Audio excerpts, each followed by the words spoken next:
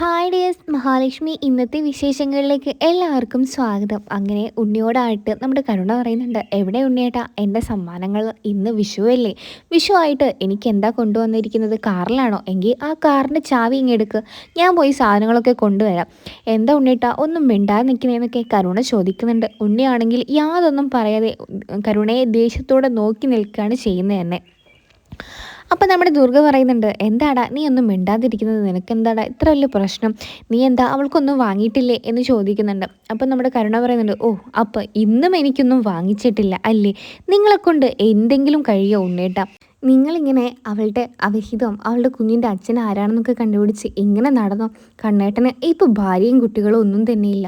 നമുക്കുണ്ടാകുന്ന കുഞ്ഞുങ്ങളാണ് ഇവിടുത്തെ അനന്തരാവകാശിയായിട്ട് വരാൻ പോകുന്നത്.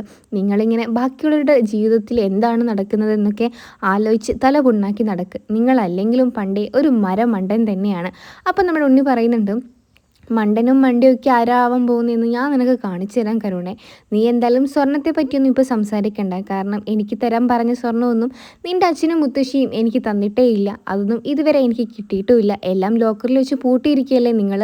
പിന്നെ എന്തിനാണ് ഈ സ്വർണ്ണത്തെ പറ്റിയൊക്കെ എന്നോട് സംസാരിക്കുന്നത്? നീ എന്തായാലും നിൻ്റെ അച്ഛനും മുത്തശ്ശിയൊന്നും എനിക്കൊന്നും തന്നിട്ടില്ല. നിന്നെ കല്യാണം കഴിക്കുമ്പോൾ തന്നു തന്നു എന്ന് പറയുന്നതല്ലാതെ ഒന്നും തന്നെ എനിക്കിതുവരെ കിട്ടിയിട്ടില്ല. അതുകൊണ്ട് നിനക്ക് എന്തായാലും സ്വർണം വാങ്ങിച്ച് എൻ്റെ കയ്യിലുള്ള പൈസ കളയാൻ എനിക്കൊരു താല്പര്യമില്ല എന്നൊക്കെ കരുണയോട് നമ്മുടെ ഉണ്ണി പറയുന്നുണ്ട്. അപ്പോൾ കരുണ പറയുന്നുണ്ട്, അല്ലെങ്കിലും നിങ്ങൾ പണ്ടേ ഒരു പിശുക്കൻ തന്നെയാണ്. നിങ്ങൾ സ്വന്തം ആൾക്കാർക്ക് വേണ്ടി പോലും ഒന്നും ചിലവാക്കില്ല. അല്ലെങ്കിലും ഇപ്പം ആ കണ്ണേട്ടന് എന്നോട് വലിയ സ്നേഹമാണ്, എൻ്റെ ഏട്ടനെ പോലെ തന്നെയാണ്. പക്ഷെങ്കിൽ നിങ്ങളത് വേറെ രീതിയിൽ തെറ്റിദ്ധരിക്കുകയും ചെയ്യുന്നുണ്ട്. എനിക്ക് നിങ്ങളോടൊന്നും പറയാനില്ല. ഇതേ സമയം കണ്ണനാണെങ്കിൽ അങ്ങോട്ടേക്ക് വരുന്നുണ്ട്. കണ്ണനാണെങ്കിൽ നമ്മുടെ ഉണ്ണിയോട് ചോദിക്കുന്നുണ്ട്, എന്താടാ ഇങ്ങനെ മിഴിച്ചു നിൽക്കുന്നത്? കരുണയാണെങ്കിൽ കണ്ണൻ്റെ കയ്യിൽ നിന്ന് നിറയെ സമ്മാനങ്ങളും പൊതികളൊക്കെ കണ്ടിട്ട് വളരെയധികം തന്നെ സന്തോഷത്തിലും കൂടെയാണ്. അങ്ങനെ നമ്മുടെ ഉണ്ണിയാണെങ്കിൽ മനസ്സിൽ സ്വയം ഇങ്ങനെ പറയുന്നുണ്ട്, നിൻ്റെ നാടകം ഇതോടെ അവസാനിക്കും കണ്ണ. നീ ഞങ്ങളെയൊക്കെ പറ്റിച്ച് ഇത്രയും കാലം ഇവിടെ നിന്നു. എന്തായാലും നാളെ നിൻ്റെ കള്ളം പൊളിയാൻ വേണ്ടി പോവാണ്. നീ എഴുന്നേറ്റ് നടന്ന കാര്യങ്ങളൊക്കെ ഞാൻ മനസ്സിലാക്കിയിട്ടുണ്ട്. അവളുടെ കുഞ്ഞിൻ്റെ അച്ഛൻ നീ തന്നെയാണ്. എന്തിനാ ഞങ്ങളുടെ മുമ്പിൽ ഇങ്ങനെ നീ നാടകം കളിക്കുന്നതെന്നൊക്കെ കണ്ണൻ്റെ മുമ്പിൽ നിന്നിട്ടാണെങ്കിൽ ഉണ്ണി ഇങ്ങനെ മനസ്സിൽ വിചാരിക്കുന്നുണ്ട്. അങ്ങനെ കരുണയ്ക്കാണെങ്കിൽ ഒരുപാട് സ്വർണ്ണമൊക്കെ നമ്മുടെ കണ്ണൻ വിഷുവായിട്ട് കൊണ്ടു കൊടുക്കുന്നുണ്ട്. കരുണയാണെങ്കിൽ അതിലൊരുപാട് സന്തോഷം നിറഞ്ഞു നിൽക്കുന്നത് ഉണ്ണിയാണെ കാണുന്നുണ്ട്. ഉണ്ണിക്കാണെങ്കിൽ ഇതൊന്നും അത്രയേറെ ഇഷ്ടപ്പെടുന്നൊന്നുമില്ല. ഉണ്ണിയുടെ മനസ്സിൽ വേറെ കുറേ ചിന്തകളൊക്കെ ഉണ്ട്. ഇനിയിപ്പോൾ കണ്ണനും നമ്മുടെ കരുണയ്ക്കും കൂടെ എന്തെങ്കിലുമൊക്കെ ബന്ധമുണ്ടോ എന്ന് വരെ നമ്മുടെ ഉണ്ണി ചിന്തിക്കുന്നുണ്ട്. അങ്ങനെ നമ്മുടെ കരുണയാണെങ്കിൽ അതിൽ സന്തോഷമായിട്ട് നമ്മുടെ ഉണ്ണിയോട് പറയുന്നുണ്ട്, എന്തായാലും ഇന്നിപ്പോൾ വിഷു വെച്ചേ മതിയാവുള്ളൂ, വിഷുക്കണിയൊക്കെ ഒരുക്കണം, അതിന് വേണ്ട സാധനങ്ങളൊക്കെ ഉണ്ണിയേട്ടൻ തന്നെ പോയി വാങ്ങിക്കൊണ്ട് വരണം എന്ന് പറയുന്നുണ്ട്.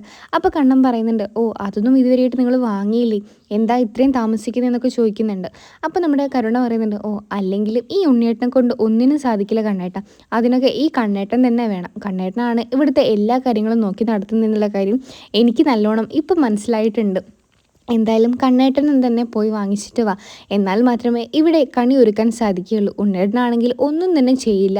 അതുകൊണ്ട് ഉണ്ണിയെ ഒരുപാട് കുറ്റപ്പെടുത്തിയൊക്കെ നമ്മുടെ കണ്ണൻ്റെ മുമ്പിൽ നിന്ന് സംസാരിക്കുന്നുണ്ട്. ഉണ്ണിക്കാണെങ്കിൽ ഇതൊന്നും സഹിക്കാനാവാതെ തന്നെ ഉണ്ണിയാണെങ്കിൽ വാമനെ കാണാൻ വേണ്ടിയിട്ട് വരുന്നുണ്ട്. വാമനാണെങ്കിൽ ഇപ്പോൾ കുറച്ച് എഴുന്നേറ്റ് നടക്കുകയും നല്ലൊരു ഊർജ്ജത്തോടെ നിൽക്കുകയും അസുഖങ്ങളൊക്കെ മാറി വരുന്നത് കൊണ്ട് തന്നെ നല്ലപോലെ നമ്മുടെ കണ്ണൻ്റെയും മഹാലക്ഷ്മിയുടെയും പിന്നാലെ തന്നെയാണ് വീണ്ടും പോകുന്നത് തന്നെ. കണ്ണനെയും മഹാലക്ഷ്മിയെ ഇല്ലാതാക്കുക എന്ന് തന്നെയാണല്ലോ വാമൻ്റെയും മേഘൻ്റെയും പ്രതാപൻ്റെയും ഉണ്ണിയുടെ ഒക്കെ പ്രധാനമായിട്ടുള്ള ഒരു കാര്യം തന്നെ. അങ്ങനെ ഉണ്ണിയോട് പറയുന്നുണ്ട്, നീ കണ്ട കാര്യങ്ങൾ സത്യമാണെങ്കിൽ ഉണ്ണി തീർച്ചയായിട്ടും ഇത് നീ എല്ലാവരെയും അറിയിക്കണം. എല്ലാവരെയും അറിയിച്ചിട്ട് വേണം അവൻ്റെ നാടകം പൊളിച്ചെടുക്കാൻ. ഇനി എന്തായാലും ഇതൊന്നും വച്ച് നീട്ടേണ്ട ആവശ്യമേ ഇല്ല.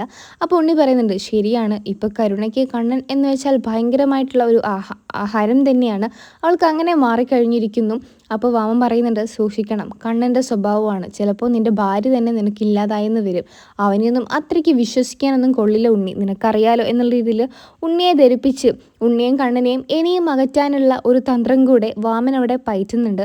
അങ്ങനെ നമ്മുടെ കരുണയാണെങ്കിൽ വീട്ടിലെത്തിയതിന് ശേഷം ഉണ്ണിയോടാണെങ്കിൽ പറയുന്നുണ്ട്, എവിടെയായിരുന്നു പെട്ടെന്ന് തന്നെ പോയത്? ഞാൻ വിചാരിച്ചു സാധനങ്ങളൊക്കെ വാങ്ങാൻ വേണ്ടി പോയതാണെന്ന്. എനിക്ക് ഇതുവരെയായിട്ടും നിങ്ങൾ ഒരു ഡ്രസ്സ് പോലും എടുത്ത് തന്നില്ലല്ലോ, നിങ്ങൾ എന്താ ഇങ്ങനെയെന്നൊക്കെ ചോദിച്ച് ഒരുപാട് കുറ്റപ്പെടുത്തുന്നുണ്ട്. അങ്ങനെ നമ്മുടെ കണ്ണൻ വാങ്ങിച്ചു കൊടുത്ത ആഭരണങ്ങളൊക്കെ കണ്ടിട്ട് നമ്മുടെ ഉണ്ണിയുടെ കണ്ണിങ്ങനെ തള്ളുന്നുണ്ട്. ഇത്രയും വില കൂടിയ സമ്മാനങ്ങൾ ഇവൾക്ക് എന്തിനാണ് അയാൾ കൊടുക്കുന്നത്?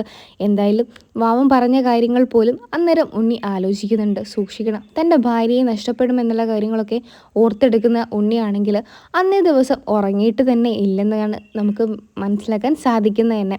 അങ്ങനെ ഉണ്ണിയാണെങ്കിൽ പറയുന്നുണ്ട്, എന്തായാലും എനിക്ക് എന്തെങ്കിലും ചെയ്തേ മതിയാവുള്ളൂ, അല്ലെങ്കിൽ അയാൾ എൻ്റെ ഭാര്യേനെയും കൂടെ അയാളുടെ കൈവശം കൊണ്ടുവരുത്തും, എനിക്ക് പിന്നെ ഭാര്യ ഉണ്ടാവില്ല. അങ്ങനെ നമ്മുടെ ഉണ്ണിയാണെങ്കിൽ അന്നത്തെ ദിവസം ഉറങ്ങാൻ കിടന്ന സമയത്ത് ഒരു ദുസ്വപ്നം പോലെ നമ്മുടെ കണ്ണനും കരുണയും കൂടെ ആണെങ്കിൽ ഇങ്ങനെ കെട്ടിപ്പിടിച്ച് നിൽക്കുന്ന ഒരു ദൃശ്യം തന്നെ കാണാൻ ഇടയാവാറുണ്ട്. പെട്ടെന്ന് ഉറക്കത്തിൽ നിന്ന് ഞെട്ടി എണീച്ച ഉണ്ണിയാണെങ്കിൽ മനസ്സിലാക്കുന്നുണ്ട് ഇതൊരു സ്വപ്നം മാത്രമായിരുന്നു എന്നുള്ള സത്യം. മനസ്സിലാക്കിയ ഉണ്ണിയാണെങ്കിൽ ഇച്ചിരിയെങ്കിലും ആശ്വാസത്തോടെ ഇരിക്കുന്നുണ്ട്. ഇനിയിപ്പോൾ ഉണ്ണിയുടെ മനസ്സിൽ ഇങ്ങനത്തെ അനാവശ്യമായ ചിന്തകളൊക്കെ കടന്നു വരാൻ നല്ലപോലെ ഇതുണ്ട്. എന്തായാലും കണ്ണൻ്റെ കള്ളങ്ങൾ പൊളിച്ചടക്കുമോ ഇല്ലയോ എന്നൊക്കെ നമുക്ക് കാത്തിരുന്ന് കാണാം. അപ്പോൾ ഈ ഒരു പ്രമോ ഇഷ്ടമാണെങ്കിൽ ചാനൽ സബ്സ്ക്രൈബ് ചെയ്യണേ.